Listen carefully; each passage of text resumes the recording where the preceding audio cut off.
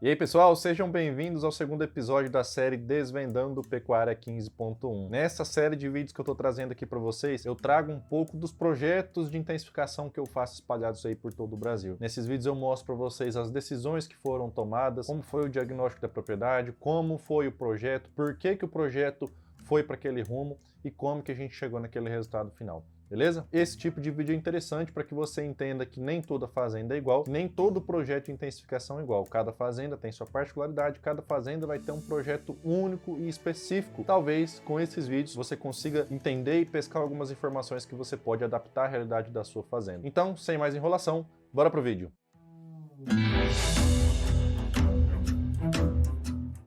Pessoal, antes de começar, eu tenho um recadinho importante para vocês aqui. Amanhã começa a nossa maratona, Recria 15.1. Vão ser 3 dias de aulas. Dia 13, dia 14, dia 15, terça, quarta e quinta, tá? De junho agora de 2023. Nós vamos fazer esse curso online com vocês, onde eu vou passar a metodologia do Recria 15.1 e vou ensinar para vocês um passo a passo para conseguir produzir R$15 mil com pecuária de corte com recria intensiva, tá? Nós vamos falar sobre manejo de pastagem, rotacionado, suplementação, água encanada, enfim, pacote completo para que você entenda como funciona o Recria 15.1, a metodologia, para que você aprenda e aplique na sua fazenda para conseguir um resultado tão bom quanto esse. Para participar, você precisa garantir a sua vaga. Eu vou deixar o link aqui na descrição e nos comentários. Você precisa garantir a vaga, ir lá preencher o formulário, colocar o seu e-mail, entrar no grupo do WhatsApp para conseguir garantir a sua vaga e participar do evento, tá? 3 dias de aula online gratuito, não vai perder, hein? Entrando um pouco aqui, pessoal, na parte do conteúdo específico desse vídeo, né, onde a gente vai mostrar para vocês, como eu disse lá no começo, o passo a passo de um projeto de intensificação de alguma fazenda que eu fiz, o projeto. Eu trago para vocês aqui hoje o projeto da fazenda Mutum, tá? Eu não vou trazer dados individuais e particulares do cliente, é óbvio, né? Vocês vão ver que até inclusive na apresentação eu tirei alguns dados referentes a faturamento, a custo, para proteção do proprietário, né? Para não colocar dados sensíveis aqui. Mas esse é o slide, essa é a apresentação que eu fiz para eles, tá? Então aqui nós vamos falar, apresentar o diagnóstico da fazenda, entender os possíveis cenários de intensificação. Vocês vão ver que esse é um projeto bem legal em relação ao que pode ser feito e o que não pode ser feito, tá? Teve bastante discussão e bastante coisa assim que pode determinar realmente o norte e o futuro da propriedade. E um detalhamento para os próximos passos da próxima safra, tá? Então a gente começa sempre com o diagnóstico, né? Entendendo a situação atual da fazenda. Lembra disso, eu sempre falo disso para vocês nos vídeos. Primeiro passo, diagnóstico. O primeiro passo é entender como que a fazenda está, quais são os pontos fortes, quais são os pontos fracos, no que a fazenda é boa, no que a fazenda é ruim, no que a fazenda precisa melhorar para, de fato, entender o caminho que pode ser percorrido para um projeto de intensificação. Não tem como a gente definir um norte, não tem como a gente definir um objetivo, um ponto de chegada, se a gente não sabe de onde está partindo. Eu já repeti isso várias vezes em vários vídeos aí. Como que você vai planejar, por exemplo, uma viagem para algum local do Brasil se você não sabe de onde você vai sair, né? Então todo o seu caminho ele fica obscuro. Você não consegue saber se você vai de bicicleta, de carro, de avião, de ônibus, de trem, porque você não sabe de onde você está partindo. E com a fazenda é a mesma coisa. Primeira coisa, a gente precisa entender a situação atual, tá? A fazenda, ela fica localizada aqui nessa região do Mato Grosso, tá? Fica bem centralizada, relativamente próxima à BR-163. Por que eu digo relativamente? Porque aqui para o Mato Grosso é uma distância perto, né? Uma distância pouca, né? Em comparação com a dimensão de coisas, de distâncias que nós temos aqui no estado. Já para o pessoal do Sudeste, do Nordeste, do Sul, é uma distância que é considerada relativamente grande, né? A fazenda vai estar mais ou menos aqui 400, 500 quilômetros da BR-163. Mas para a logística interna da fazenda isso é muito bom, porque permite a chegada de insumos, de adubos, né, vindo tanto do norte quanto do sul. A gente consegue ter uma flexibilidade legal aí em relação a preço de calcário, preço de adubo. A região em si é uma região muito forte em lavoura, de soja, em milho, em algodão. Então existe também a possibilidade aí de subprodutos, né, da soja e do milho. Também existe essa logística facilitada por conta da própria lavoura que está ao redor. Então, a logística da fazenda é uma logística muito boa para intensificação, tá? Não teria limitação em relação a isso. Já fiz projetos, por exemplo, para o norte, aqui mais para o norte do Mato Grosso, onde não chegava calcário, onde não chegava adubo, porque a estrada era muito ruim, não vinha carreta, tá? Onde era difícil você tirar boi gordo dentro da fazenda, de tão ruim que era a estrada. Então, esse é um ponto importante, né, na análise de uma fazenda. Às vezes o pessoal não leva em consideração, mas que pode determinar de fato o rumo do projeto. Imagina se isso não é analisado e a gente coloca lá uma intensificação forte, né, com altos níveis de adubação, alto nível de calcário, fertilidade de solo, e a fazenda não permite a chegada de insumo lá. Então isso tem que ser analisado, tá? Por mais que pareça ser bobo e simples, é um negócio que precisa sim ser analisado. O segundo ponto, pessoal, questão da climatologia, né?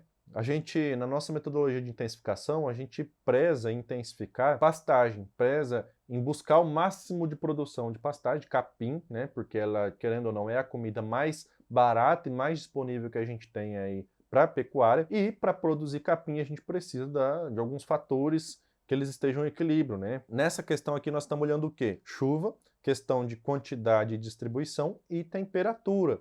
Tem região do Brasil que tem chuva boa o ano todo, mas tem temperaturas baixas aqui no inverno, no meio do ano, né? Então o que acontece? O capim no frio ele não vai crescer. Ele precisa da combinação de calor, de nutriente, de água. Nessa questão aqui, né, nesse estudo a gente está analisando chuva, que está aqui como precipitação, e temperatura. Na situação dessa fazenda, né, localizada nessa região do Mato Grosso, uma região que chove muito bem, que é quente, chuvas bem distribuídas, né, tem aquela seca tradicional no meio do ano, como a maioria do Brasil aí, mas na situação dessa fazenda, a gente consegue aí uma intensificação de 200 dias de chuva tranquilamente, está começando aí final de setembro e indo até abril, né? Você pode ver que o gráfico de chuva ele vai aumentando aqui, e não teríamos limitação com a questão da temperatura, né? Então a gente tem aqui, pessoal, 200 dias para intensificar a pastagem de maneira intensiva, né? Por que é interessante isso? Porque a nossa metodologia de intensificação, ela é baseada em intensificação das pastagens, né? A gente tem que produzir mais capim no momento que a gente pode produzir mais capim. E qual é o momento que a gente pode produzir mais capim? Quando tem chuva e quando tem calor, né? Nesse caso aqui não tem chuva no meio do ano, a gente não pode produzir capim. O período que a gente tem para produzir nessa fazenda aqui iria de setembro a abril, a maio, mais ou menos, tá? E aí fiz algumas contas, algumas equações em relação à temperatura, quantidade de chuva, enfim, e a gente pode utilizar 200 dias de maneira bem intensiva. Nesses 200 dias, a gente tem que pensar em produzir muito capim, muita comida durante esses meses para suportar um aumento da taxa de lotação, né, conforme o projeto vier pedindo, e também produzir comida, quem sabe até para guardar, para estocar comida para passar esse período de seca mais tranquilo, né? Então é um período legal aí que a gente tem para trabalhar. Já partindo para o diagnóstico interno da fazenda, pessoal, o que eu digo com o diagnóstico interno? São pontos fortes e fracos que estão no controle da fazenda, são coisas que a fazenda pode mudar, tá? E a gente começa aqui já fazendo o diagnóstico em relação à infraestrutura, área de pastagem, como é que é o manejo, o capim. Essa é a situação da fazenda hoje, pessoal. Vocês podem ver, da fazenda no diagnóstico, na verdade, vocês podem ver que já é uma fazenda que vinha trabalhando muito bem em relação a manejo de pastagem, rotacionado, tá? Porque, ó, é uma fazenda que tem 1.750 hectares aberto, né, já descontando a PP, reserva legal, e já tem 104 divisões, com 22 módulos de rotacionado, tá? Então perceba que a fazenda ela já é uma fazenda que vinha trabalhando muito bem isso. Você pode ver aqui, ó, extremamente dividida, extremamente piqueteada, cada quadradinho desse é uma praça de alimentação com coxo e bebedouro, inclusive 100% da fazenda tem água encanada, tá? Então nenhum animal bebe aqui no córrego, só no bebedouro na praça de alimentação. Então, a fazenda que já vinha trabalhando muito bem nisso. E é difícil a gente encontrar fazendas nessa situação no diagnóstico, tá? É raro isso acontecer. Tem alguns pontos negativos nessa questão deles já terem feito esses rotacionados, que eu vou explicar para vocês mais para frente, vocês logo vão entender, mas também, obviamente, tem muito ponto positivo, né? Tem vários vídeos aqui no canal que eu mostro por que é importante a gente dividir os pastos, por que é importante a gente estar com tudo isso piqueteado. Então a fazenda já começa, vamos dizer assim, já começa à frente, né? Já começa ganhando tempo, porque normalmente a gente levaria anos para chegar numa estrutura como essa. Então é uma fazenda que a gente vai conseguir intensificar muito rápido. Como é uma fazenda que também tem gestão, a gente conseguiu pegar as informações, pegar os dados deles lá em relação à movimentação de rebanho, compra, venda, morte, nascimento, enfim, e conseguimos fazer a estimativa dos últimos meses aí em relação à lotação, né? Por que isso é importante? Para que a gente, como é uma fazenda que a gente foi visitar de forma presencial, a gente conseguiu ter noção de como que estava o capim, como que era o manejo, se estava sobrando, se estava faltando, né? E casando essas informações com essa informação de gestão, lotação média mensal, a gente consegue entender se a fazenda ela pode receber mais gado ou não de acordo com de acordo com a situação que ela está hoje. Por quê? Ó, vou colocar nessa foto, nesse slide aqui, depois eu volto para a lotação. Essas foram algumas fotos que eu tirei lá no dia do diagnóstico, né? Alguns módulos com capim já mais intensivo, né? Esse aqui é o Kenner, na verdade, que já estava sendo bem pastejado, já estava abaixo da altura de saída.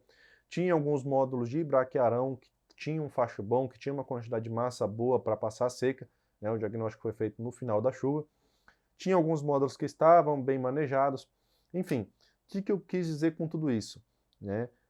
O que eu quero mostrar para vocês a relação entre essas fotos e entre esse indicador aqui de taxa de lotação média durante o ano e média durante o mês, né? Durante os meses. A fazenda estava vindo muito bem manejada, né? Ela vinha sendo muito bem manejada. Não estava sobrando capim, não estava faltando capim. Alguns pastos têm algum ajuste para ser feito, óbvio, isso sempre vai ter, mas no geral não estava sobrando nem faltando.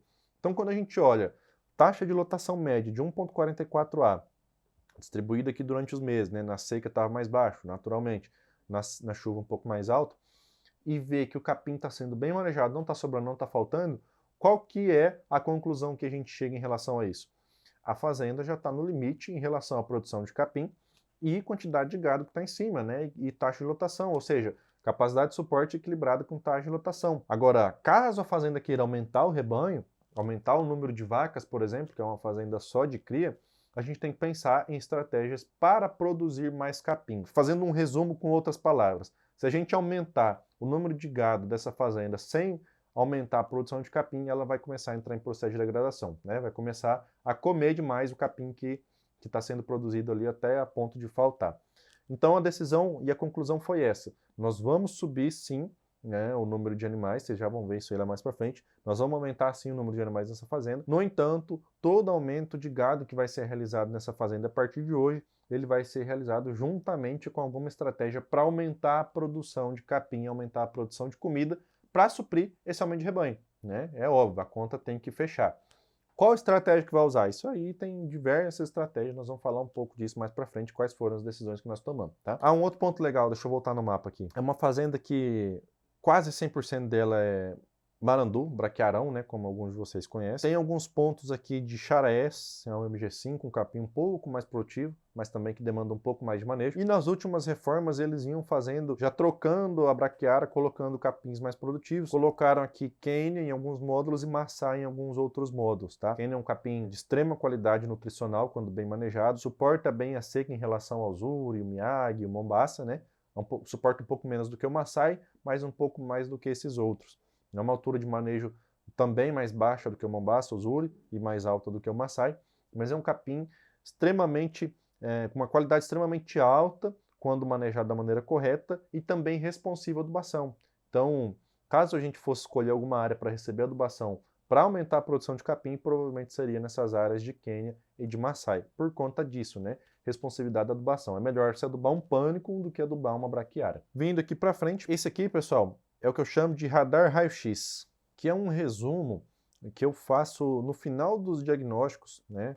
No final de uma avaliação de uma fazenda, que é uma série de perguntas, é um questionário grande, que eu vou respondendo de acordo com as informações que a fazenda me passou e de acordo com a situação atual daquela fazenda, para entender quais são os pontos fortes e pontos fracos dela. Um punhado de coisas aqui que vai gerar essas informações, tá? Para quem participou do diagnóstico, para quem participou do projeto de intensificação, já entende um pouco mais do que eu estou falando, de quais foram essas perguntas, tá? Mas basicamente a gente avalia esses pontos: recursos humanos, infraestrutura, máquinas, pastagem, algumas informações sobre o que recria e engorda, parte sanitária e parte de gestão. Você pode ver que a fazenda ela tá com níveis muito bons aqui em quase tudo. Engorda e recria está zerado porque é uma fazenda só de cria, né? Então isso aqui fica zerado mesmo, normal. Em relação, por exemplo, a recursos humanos, é uma fazenda que treina muito bem, que capacita muito bem os funcionários, que tem calendário de atividades. Então, assim, é uma fazenda realmente extremamente organizada em relação a isso. Infraestrutura, como vocês puderam ver ali em questão de cerca, coxo, bebedouro, ela já tem uma infraestrutura muito bem posicionada e implementada. Máquinas, não está perto do 100%, mas não é nada que limite a nossa intensificação. Então, pode intensificar tranquilamente em relação ao que a gente avaliou aqui. Pastagem também, ó, quase no 100%.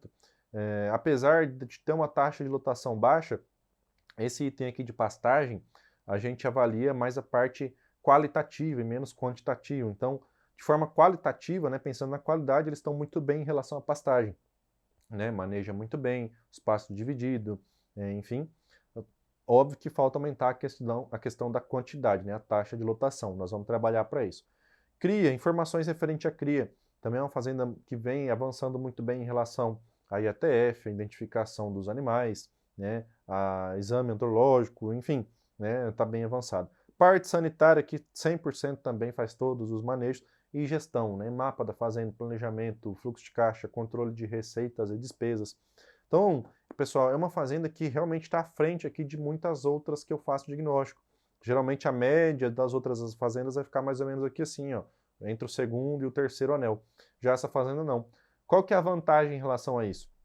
É uma fazenda que a gente vai conseguir intensificar muito rápido e talvez até gastando pouco, né? Talvez até gastando menos, porque ela já tem muita coisa adiantada, já tem muita coisa pronta. E, pessoal, em relação a forças, fraquezas, oportunidades e ameaça, né? A matriz fofa ou uma análise SWOT, como alguns dizem aí. Forças, que são coisas que estão dentro da fazenda, né? São coisas de controle da fazenda.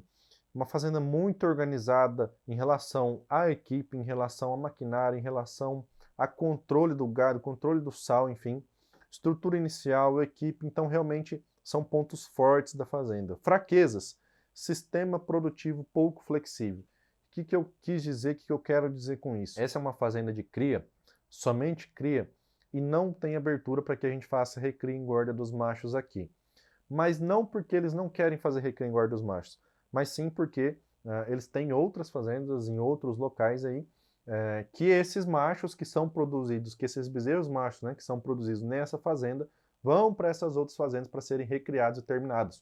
Então, isso, analisando o grupo todo de fazendas, traz uma rentabilidade legal, né, porque está fazendo o ciclo completo.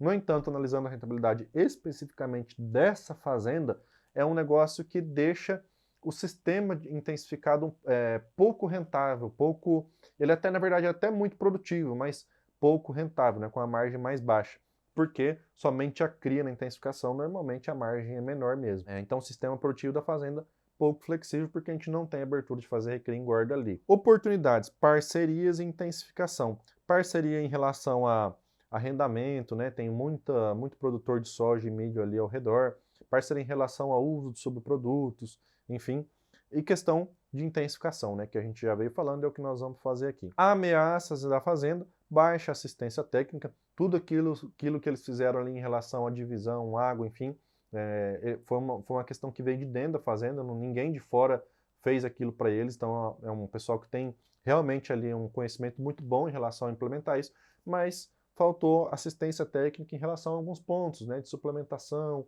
às vezes ali de correção do bastão de solo, que poderia ajudar a fazenda a aproveitar muito mais do que ela já tem feito em relação àquela infraestrutura e pastagem, enfim. E outra coisa é a pressão da lavoura, né? Se a gente tiver uma pecuária pouco produtiva, naturalmente a lavoura vai vir, vai apertar, vai tomar espaço, né? E a fazenda vai acabar sendo vendida, rendada, enfim. Isso, óbvio, com uma pecuária pouco produtiva. Quando a gente fala de intensificar, isso já não é mais um problema. Aí, pessoal, eu trago para vocês aqui um negócio legal que a gente projetou para essa fazenda, que foi assim bem específico para a realidade deles, e esse é o objetivo de uma consultoria, né? Ser algo específico para a realidade do cliente, que eu vou mostrar para vocês aqui agora. Eu criei para eles lá 4 cenários de intensificação. Vocês vão entender o porquê disso agora. Cenário 1, sem lavoura e com sequestro. Cenário 2, sem lavoura e sem sequestro. Cenário 3, com lavoura e com sequestro. Cenário 4, com lavoura e sem sequestro. O que é isso, João? Sequestro, lavoura, com e sem, enfim.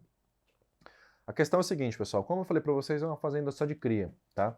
Então ela é uma fazenda que tem ali uma certa dificuldade em relação ao período seco, né? Qual que é o problema de intensificar? Problema entre aspas, tá? Qual que é a dificuldade, na verdade, de intensificar uma fazenda de cria? É muito fácil a gente produzir mais capim na época da chuva e aumentar a taxa de lotação, capaz das portas da fazenda na época da chuva, mas na seca já é um pouco mais difícil, né? Porque na seca não chove, não tem como a gente produzir capim, capim barato, né? Um capim em alta produção e baixo custo. E qual que é a questão da cria? A vaca, a vacada, as matrizes, a gente não consegue simplesmente ficar comprando e vendendo, entra com ela da fazenda, tira ela da fazenda. Então, a vaca que a gente tem na chuva é a mesma quantidade de vaca que a gente tem na seca. Existem algumas questões que a gente pode ajustar em relação à estação de monta, a parte reprodutiva, para ter as vacas sendo descartadas, né, as vacas descartes saindo da fazenda antes da chuva, antes da seca, no final de chuva, mas isso é pouco relevante quando a gente fala de um sistema muito produtivo e muito intensificado. Então, se a gente colocar muitas vacas na chuva, que faz a gente intensificar, a gente tem que achar uma forma de manter essas vacas na seca. Por isso que eu coloquei para vocês ali em relação ao sequestro. O que é o sequestro? É a gente produzir capim, deixa eu voltar lá no gráfico de chuva, é a gente produzir comida, né, nesse período em que a gente tem possibilidade de produzir comida e guardar essa comida. Pode ser silagem de capim, de sorgo, de milho, né, de capiaçu, enfim, silagem do que for aí, mas a gente tem que produzir na chuva para guardar para usar nesse período de seca, tá? Então isso seria o sequestro. Realmente fechar o gado numa baia como se fosse um confinamento e fornecer 100% da comida que ele precisa no coxo. É óbvio que não é um confinamento, né? Porque o objetivo não é engorda, o objetivo não é abater esses animais, e sim manter eles, né? Então não é uma dieta quente como confinamento, é só uma mantença. Então o sequestro é isso. E a lavoura é a questão, né? Óbvio, isso que está mais simples de entender, que é a oportunidade de entrar com lavoura em alguns pastos ali, para entrar com reforma, para entrar inclusive com produção de capim para seca, né? Para suprir um pouco daquela falta de capim na seca, porque daí a gente pode fazer a soja e um capim pós-soja, né? Então teria possibilidade dessa variação de cenários, com lavoura ou sem lavoura, com sequestro ou sem sequestro. Por isso que a fazenda tem 4 cenários. E eu fiz desses 4 cenários uma projeção que durou de 3 a 10 anos para cada cenário. Então eu projetei ali praticamente 40 anos para essa fazenda, né? É óbvio que são caminhos diferentes, não vai seguir os 4 de uma vez, mas foram 40 anos planejados aqui para essa fazenda em relação a esses 4 cenários, né? Qual que é o cenário 1? Sem lavoura e com sequestro. Eu fui levando a fazenda aqui até o ano 10. Como eu disse para vocês, é um cenário, cada cenário tem 10 anos, né? No ano 10, essa fazenda chegaria a 3.800 vacas, né? Tem uma quantidade de vacas lá hoje já razoável. Lotação de chuva 3,1 UA por hectare, lotação de seca 2,3 UA por hectare. Isso aqui, uma lotação como essa, a gente só faz com sequestro, por isso que esse cenário permitiu isso, né? Área intensificada, 777 hectares, equivalente a 45% da área útil da fazenda. O que é área intensificada? São módulos de pastejo intensivo, onde a gente vai adubar, colher mais capim, colocar alta quantidade de animais por hectare. Tem possibilidade de aumento ainda? Sim, temos possibilidade de aumentar, porque a gente está com uma lotação aqui tranquila ainda, 3,1 lá por hectare. Na chuva a gente consegue chegar a isso a 5, 7, 10, dependendo da situação da fazenda, da região, enfim. E como é um cenário que a gente tem a possibilidade de sequestro, essa lotação de seca não ficaria limitada, né? Então a gente consegue ainda tranquilamente duplicar esse número de vacas aqui. Tá, era para silagem para esse cenário desse ano, né, em torno de 19 hectares, e lavoura zero, né?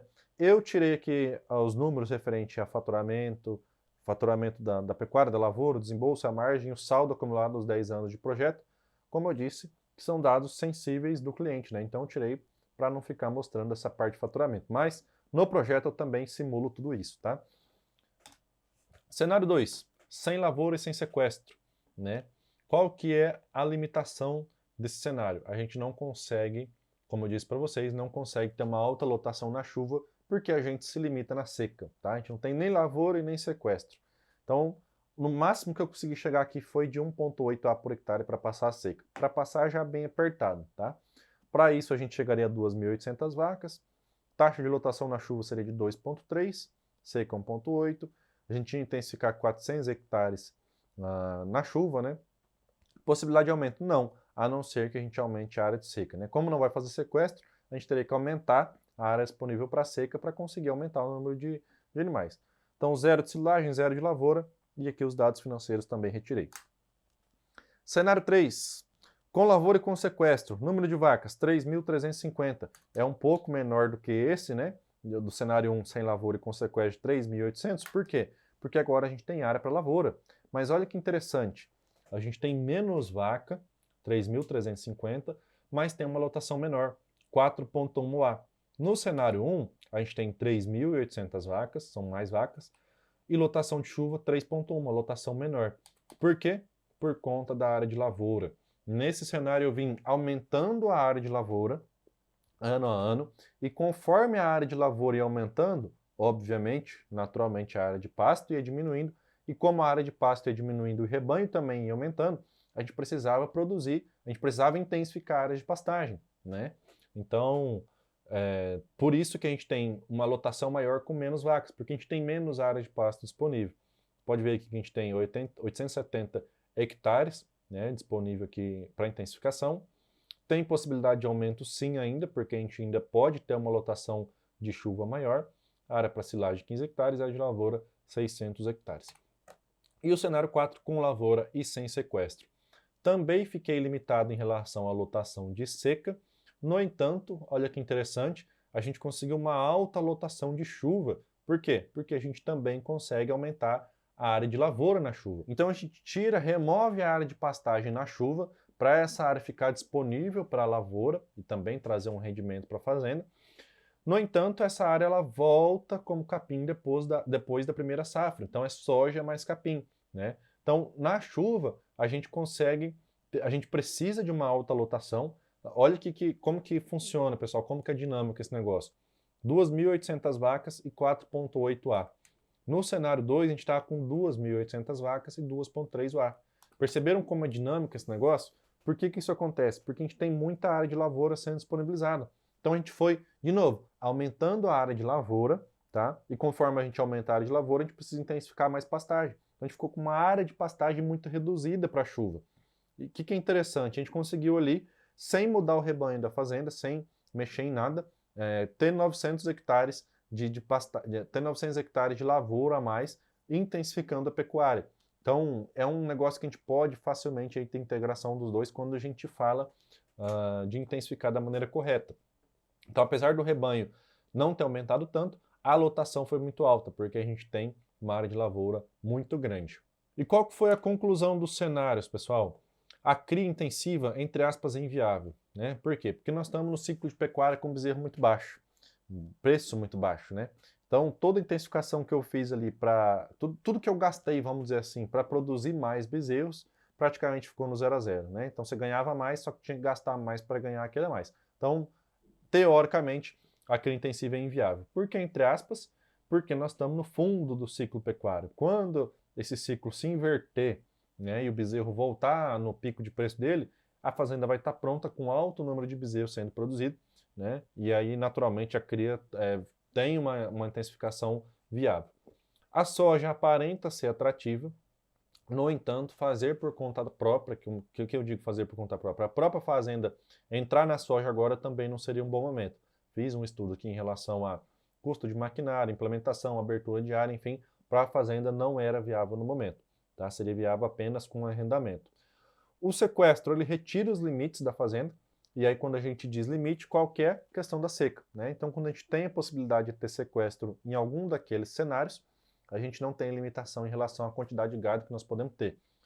E a integração intensiva, que é o cenário 3, né, com o sequestro e com lavoura, mostra que é o cenário mais equilibrado, porque a gente consegue intensificar muito durante a chuva, ter lavoura, ter alto rendimento na pecuária da lavoura, e consegue ter uma seca bem equilibrada para passar com o gado tranquilo. Aí, pessoal, independente dos cenários, eu mostrei para eles aqui qual que era a minha recomendação para os 2 primeiros anos. Por que independente dos cenários? Independente deles, nos 2 primeiros anos, os caminhos iam ser iguais, tá? Não ia mudar nada nos 2 primeiros anos, independente do cenário que eles escolhessem. Então, qual que foi a minha recomendação? Como a fazenda ia continuar aumentando o rebanho, ia trazer animais de outra fazenda para aumentar o número de vacas aqui, como eu disse para vocês, no diagnóstico a gente entendeu que a gente precisava, conforme ia aumentar o rebanho, a gente precisava também aumentar a produção de capim, né? A fazenda já estava em equilíbrio. Então, como ia aumentar o número de vacas, como ia trazer animais de outra fazenda, a gente precisava logo de cara agora na primeira safra, já iniciar um processo de intensificação para suprir esse aumento. E aí foi que eu trouxe de sugestão para eles. Lembra lá que no começo, quando eu estava mostrando a infraestrutura para vocês, eu disse que os módulos, eles já, apesar de ter pontos positivos, eles também tinham pontos negativos. O ponto negativo era o seguinte, pessoal. Os módulos, eles eram módulos muito grandes. Tá? Então você pode ver, esse aqui onde eu estou passando o mouse agora, ele era um módulo só. Não, tá? Essa cerquinha amarela aqui do meio, esse traço amarelo não existe. Então ele era um módulo de 28, 56, quase 60 hectares praticamente. 60 hectares, um módulo de 60 hectares, com uma taxa de lotação baixa, tranquilo, você mantém um lote ali de 90 vacas, de 100 vacas, não tem problema nenhum, né? Um lote legal de você manejar. Agora, quando a gente fala de intensificar, colocar 5 A por hectare, colocar 4 vacas paridas, você partiria para um lote de 240, 250 vacas. Então já não é muito bom de você manejar um lote de 250 vacas paridas. Então qual que foi a minha sugestão? A gente redividir os módulos, mas tentar redividir aproveitando o máximo possível a estrutura que a gente já tinha, né? Já tinha praça de alimentação, já tinha cercas, enfim. Então, ao invés de ter que destruir e fazer tudo de novo, o que eu fiz?